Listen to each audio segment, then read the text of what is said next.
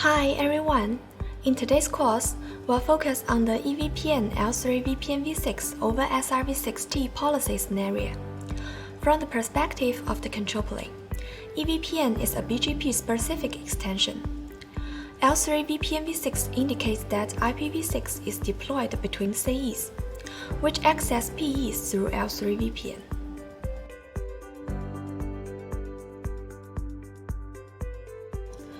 Using a network with 5 devices as an example, let's take a look at the differences between EVPN L3VPNv6 and EVPN L3VPNv4 scenarios.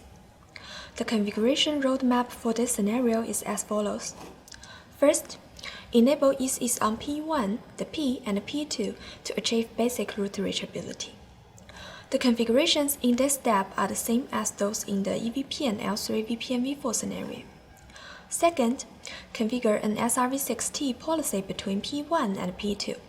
The configurations in this step are also the same as those in the EVPN L3VPNv4 scenario. Third, configure a BGP EVPN peer relationship between P1 and P2 to advertise routes between C1 and C2. The configurations in EC's configuration, basic SRv6 configuration, SRv6 TE policy configuration, and SRv6 TE policy connectivity check are the same as those in the EVPN L3VPNv4 scenario. These configurations are similar to those in the EVPN L3VPNv4 scenario. The only difference is that the BGP VPN instance IPv6 address family is used in this scenario. The seed is also configured for the BGP VPN instance IPv6 address family. And .dd6 seeds generated on the PEs are added to local seed tables. According to the tables, we can see that each .dd6 seed is bound to a VPN instance. These configurations are similar to those in the EVPN L3VPNv4 scenario. The only difference is that the BGP VPN instance IPv6 address family is used in this scenario. The configurations in this part are also the same as those in the EVPN L3VPNv4 scenario. These configurations are similar to those in the EVPN L3VPNv4 scenario. The only difference is that the BGP VPN instance IPv6 address family is used in this scenario. The BGP update message format in this scenario is similar to that in an EVPN L3VPNv4 scenario. The only difference is that the BGP prefix seed attribute carries an n.dd6 seed, and IPv6 routes are advertised in this scenario. We can see that information in the BGP EVPN routing table on P1 corresponds to the update message information. As shown in the routing table on P1, the EVPN Type 5 IP prefix route of C2 is, where the first digit 0 is a fixed value of the Type 5 IP prefix route. This address indicates the IPv6 address of the host, and 128 indicates the mask length of the host address. The detailed route information contains attributes such as RDs and RTs, and the prefix seed carried by the route. This seed is actually the n.dd6 seed of the VPN instance on P2. According to the detailed route information, the route carries a color value and a prefix seed, which is the n.dd6 seed of the VPN instance on P2. The route type is type 5.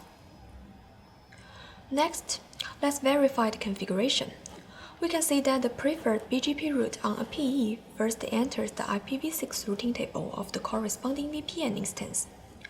The outbound interface of the route on C2 is displayed as policy 1, indicating that the route has successfully recursed to the SRv6 TE policy. P1 then advertises the route to C1 through the BGP peer relationship. The route first enters the BGP IPv6 routing table. After being preferentially selected by BGP, it enters the IPv6 routing table. Finally, let's ping C2 from C1. If the ping succeeds, the configuration is successful. That's all about the implementation of EVPN L3VPNv6 over SRv6 TE policy in the control plane. Next, let's see how packets are encapsulated during forwarding. Now let's look at the encapsulation process of packets forwarded from C1 to C2. C1 first initiates a ping operation by sending an ICMP request packet, for which IPv6 encapsulation is performed, using C1's address as the source address and C2's address as the destination address. After receiving the packet from C1, P1 performs SRv6 encapsulation by adding an SRh into the packet. In contrast, the reply packet is transmitted over an SRv6 BE path without carrying any SRh. That's all about the encapsulation of packets in an EVPN L3VPNv6 over SRv6 TE policy scenario. As we reach the end of this course, let's summarize the root advertisement and data forwarding processes in this scenario. We first talked about root advertisement, which consists of 5 steps. First, the routes on C1 are advertised to P1 through the eBGP peer relationship. The routes in the IPv6 routing table can be imported to the BGP IPv6 routing table before being advertised. The BGP routes on C1 will be advertised and imported to the IPv6 routing table of the VPN instance on P1. Second, after the advertised L3VPN EVPN command is run on P1, the IPv6 routes of the VPN instance become EVPN routes and enter the EVPN routing table. Third, after a BGP EVPN peer relationship is established between P1 and P2, EVPN Type 5 IP prefix routes are advertised through the peer relationship. Fourth, the BGP EVPN routes are automatically linked to the VPN instance based on the RTs carried. Fifth, after the VPN instance on P2 learns routes, it advertises the routes to the BGP IPv6 routing table of C2 through the eBGP peer relationship. Then, the preferred BGP route enters the IPv6 routing table for forwarding. Now, let's look at the data forwarding process. Assume that C1 sends a packet. First, C1 performs IPv6 encapsulation on the original IPv6 packet and sends the packet to P1 through a specified interface. Second, after receiving the packet from the VPN instance bound to a specified interface, P1 searches the IPv6 routing table of the VPN instance according to the destination address and finds the associated next hop information. P1 then encapsulates an SRh and the n.dd6 seed into the packet. In the forwarding phase, according to the instruction bound to the first n.x seed, P1 decrements the SL value by 1, changes the destination address to this address, and then forwards the packet through the outbound interface bound to the n.x seed.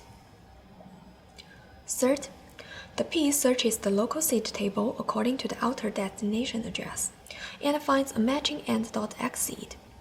According to the instruction bound to the second n.x seed, the P decrements the SL value by 1, changes the destination address to this address, and then forwards the packet through the outbound interface bound to the n.x seed.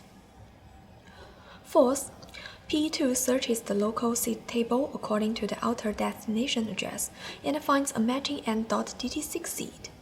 According to the instruction bound to the n.dd6 seed, P2 removes the IPv6 header, finds a VPN instance matching the seed, searches the IPv6 routing table of the VPN instance, and then forwards the packet. That's all for this course on EVPN L3VPNv6 over SRv6 TE policy. Thank you for watching.